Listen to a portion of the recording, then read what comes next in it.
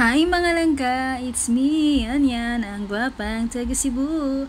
Ay pagbuot, paghimog introng imo. So, for this video mga langga, mag-Tagalog ako kasi para maraming makakaintindi sa aking sasabihin. Ayan. Ito po yung ginagawa kong daily routine kong ginagawa araw-araw mga langga for my basic workout. Gumagamit po ako ng 2 kilograms of dumbbell left and right. Ayan. Effective po yan, mga langga. Yan po ginagawa ko araw-araw. Within 2 months, may nakita talaga akong results sa aking body. And then, especially sa aking arms. No, nakakaliit po talaga siya ng arms. And then, ang pinaka mahirap talaga palitin yung ating braso. Kasi, yan po talaga kasi yung use natin everyday. Kaya, yan. Mahirap po talaga siya.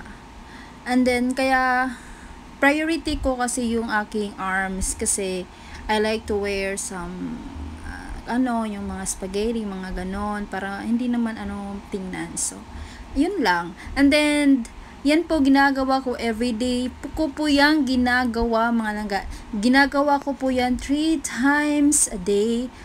Ayan. Ginagawa ko yan 3 times a day. Yan ginagawa ko, counting yan. Every action na ginagawa ko dyan, na basic workout, is 100 or 30 times sets. 30, ganon. Mag-stop lang po kayo kung na-feel nyo na po yung parang yung hindi na po kaya, pero tapos balik naman ulit, ganon. Stop lang. Inhale, exhale, ganon. And then, hindi po talaga madaling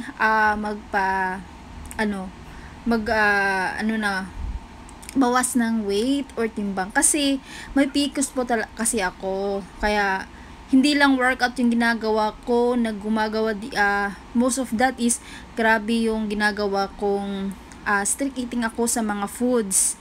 Yun, less pastas, drinks, sweets, mga ganon. Para talaga, kasi yung APO 120% na talaga yung exercise. Most of that, 80% po talaga sa food. Kaya, make sure na, careful kayo sa food na kinakain nyo. Moderate lang po, ganun. Yung hindi sobra. Kain kayo lahat, pero hindi sobra. Ganun. Effective po talaga siya. As in, 75 kilo po ako mga langga. Sa tingin ko po nga sa katawan ko nun, 79 kg. Pero ngayon, I'm 66. And 2 days for Caldip ako. Nag-Caldip ako para malaman ko yung proteins, carbs, and fats. Mga ganon. Kasi gusto ko malaman kung anong kinakain ko, yung mga makukuha ko sa kinakain ko. Kaya nag-Caldip ako. For 2 days yan, nag-Caldip ako. 2 days ko at pang 3 days ko ata ngayon o pang 2 days. Hindi ko na. Pang 3 days na pala. Pang 3 days ko na. Yan, ginagawa ko lang yan araw-araw. 3 times a day ko yan ginagawa. Kahit nga before ako matulog, ginagawa ko pa rin yan. Kasi gusto ko na may result agad. Gusto ko yung fast result.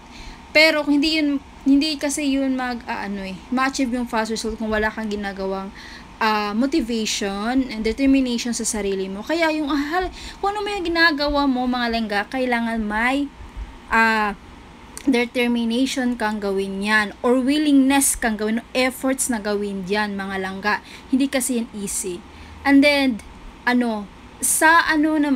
dito naman sa arms talaga, yung priority ko mga langga. Kasi, dyan kasi mahirap paliitin eh. Dyan kasi talaga tayo mahirapan sa arms natin. Yung tummy natin, madali lang siya, may pang workout siya, madali lang. And then, paglas ka sa foods mo, wala kasi, liit talaga yung tummy mo, ganun. And then, after ko mag-use ng dumbbell, yung ginagawan ko ng dumbbell, ginagawa ko rin siya without dumbbell. Ganun. Para, 100 times ko pa rin. Pero yung may dumbbell pala mga langga, 60 counts ko lang yun ginagawa. 60 counts. And then yung pag walang dumbbell, 100 counts ko yan, ginagawa. Each action, ayan, each action ginagawa ko yan, mga langga. Ang yun lang mga langga, hindi talaga mahirap. Alam ko marami sa ating may PCOS, masakit din marinig na bakit ka tumaba, ganun. Tapos pas sarili mo hindi ka naman malakas kumain, bakit tumaba, kasi ako noon mga langga, maliit talaga ako mga langga, ganun. Nanghinayang ako sa katawan ko, pero di ko na yung babalikan kasi past na yun, kaya gagawa ako ng ibang ko sa katawan ko, no? Yung healthy, ganun. And then ano ba yun? Yung parang akin talagang goal na weight, mga langga, is 50 kg talaga. 55 kg. 55 kg. Kilograms yan. Gusto ko yung maintain ng ganyang weight. Kasi gusto kong mag-fit, yung ganon, may sa body natin, maganda yung body natin kasi, gusto ko talagang magsuot ng mga magagandang damit, ganon. Parang maganda ka naman tingnan, ayan. Yun lang mga langga. And then, pag hindi mo na kaya, and then mag-jog ka lang, mag-jogging ka lang, ganon, pang work. Rest muna, tapos jogging, ganon. Ayun lang. Tapos, parang mag-rest ka muna, tapos balik ka naman, ganon. Dapat everyday mga langga, meron talaga tayong workout. Kasi kahit kahit sa isang araw, hindi mo talaga kaya yung 3 times kasi busy ka. Gawin mo na lang na, kahit sa isang araw, may workout ka. Per counts, 100 per actions. Per moving, 100. Ganon lang mga langga. And then, yun lang mga langga, yun lang talagang yung ginagawa ko araw-araw. And then, sa pagkain talaga ako mga langga, careful ako sa pagkain ko. Kasi kahit nagkakaldif ako mga langga, minimake sure ko talaga na hindi din ako na over sa carbs and sa fats, ganon. We need protein sa ating katawan. O protein, meat, mga ganon, kailangan natin yan. And then sa fats, kailangan din natin yan. Pero, in moderate way. Balance lang talaga malangga. Yun lang. Kaya maganda yung may ups kasi namomotivate tayo kung ano yung mga natin. Yung pag nagsobra na, kailangan nating bawasan kasi sobra na pala, ganun.